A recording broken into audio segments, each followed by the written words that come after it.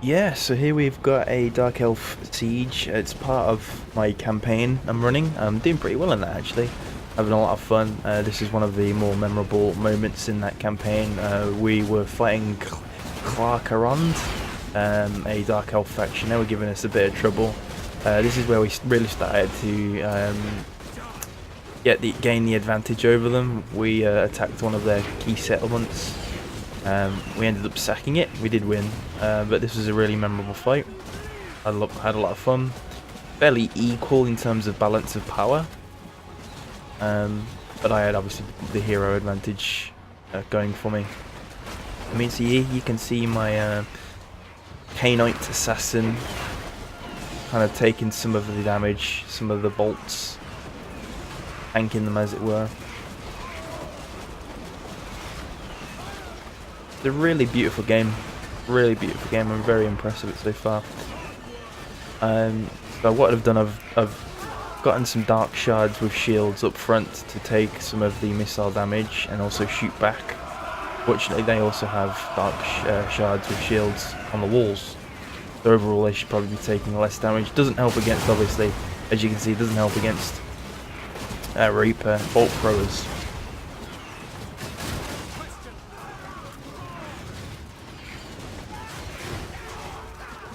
And also we had magic on our side as well.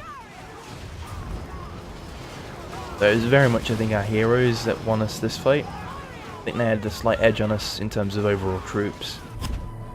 But we soon equaled that out, evened that out a bit. I love that. It's the Pits of Nadar, maybe? I forgot the spell, it's not highlighted at the moment, not on screen, but it's very brilliant. One of my favourites.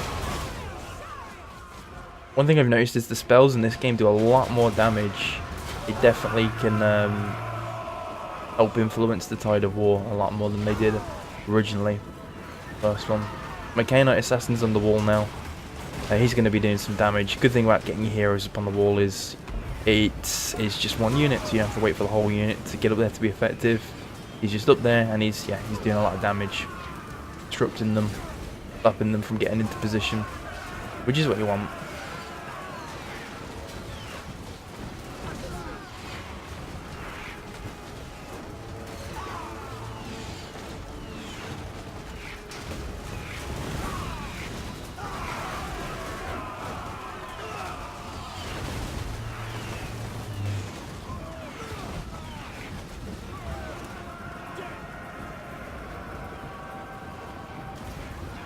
We're managing to shoot over the wall and hit some of the troops down there, which is awesome. There's still a lot of them though, as you can see. I think you can see somewhere down there's a Death Hag, a hero, enemy hero. Another cool feature in this, in the sequel, is even if you don't station or recruit a lord on your settlement, you'll always at least get a hero, kind of lead your garrison in defense of your city, which is what happened here. They had a fair few troops on here, really. There was some witch elves, as you can see there.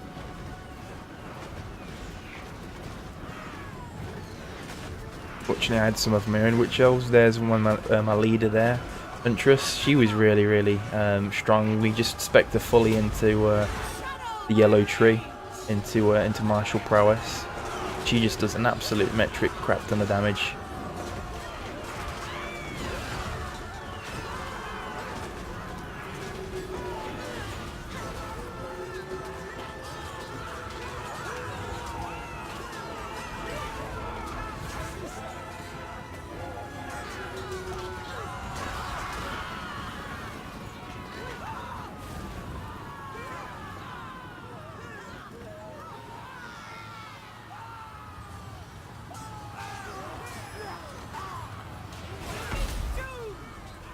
Starting to win the fight now on the wall.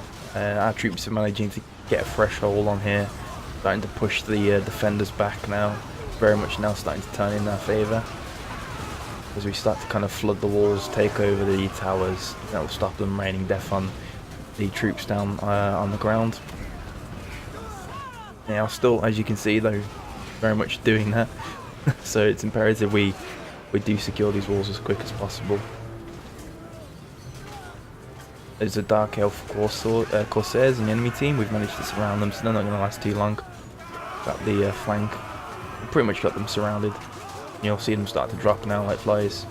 And that's pretty much the strategy now, just start to surround and overtake the wall. That's ultimately how we took this fight. It was just we didn't even go past the wall. We won the fight on the wall. Oh, there's my Khainite Assassin. Doing work.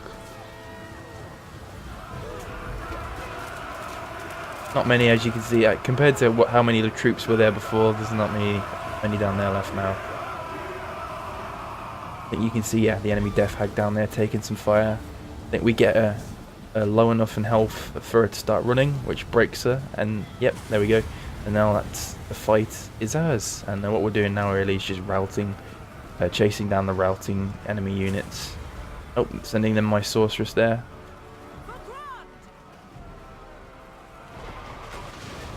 And I think we also send in some harpies as well to kind of chase down these running troops, just to get a few extra kills. Always worth the XP. It's always nice to watch too. But yeah, we'd already won this fight at this point. It's a good fight. Enjoyed this. It's a very beautiful map. I'm loving the artwork in this game. Very much loving the direction they've gone. Very authentic. And yeah, look at the Dark Elf city there in the background. Very, very cool.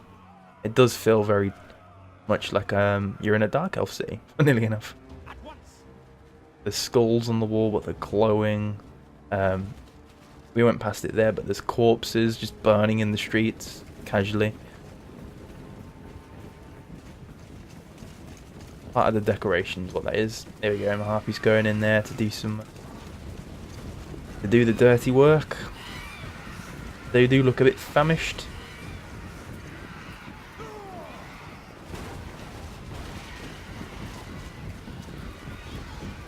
It was worth doing this. Not so much on the settlement fight, because I think you can outright destroy an enemy army if they're defending in a settlement. I'm pretty sure that still stands in the new game. But outside of that, it's always worth doing this too. Just so you can destroy as much of the enemy army as possible, so if you do have to fight them again, there'll be a diminished force. Make it easier for you to fight the second time round. And there we go. That was our Dark Elf Siege fight.